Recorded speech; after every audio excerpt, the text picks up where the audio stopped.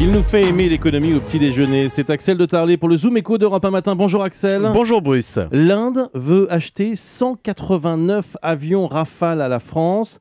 Est-ce qu'on peut faire un lien avec l'intervention au Mali où l'avion de chasse français s'est montré décisif? Écoutez, les faits sont troublants. Ça fait des années qu'on négocie et figurez-vous que les Indiens se sont décidés l'an dernier à passer une première commande de 126 Rafales après l'intervention de l'armée française en Libye.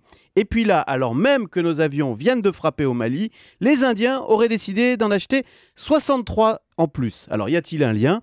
En tout cas, ces deux conflits ont constitué, qu'on le veuille ou non, une publicité grandeur nature pour Dassault. D'ailleurs, François Hollande ne s'en cache pas. Mardi dernier, il était à Abu Dhabi, un pays également intéressé par le Rafale. Et le président a fait l'article, comme on dit.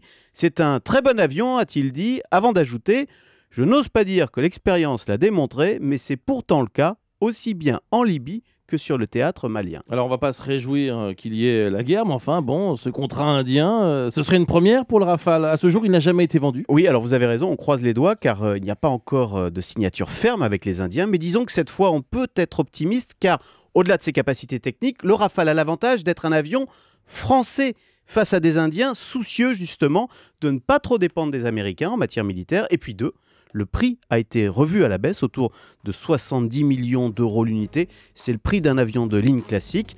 Donc ça fait un contrat de 14 milliards d'euros, un contrat qui mettrait fin à la malédiction du Rafale à l'export. Merci beaucoup Axel de Tarlet. Cortal Consors vous a présenté le Zoom Éco. Prenez de bonnes résolutions.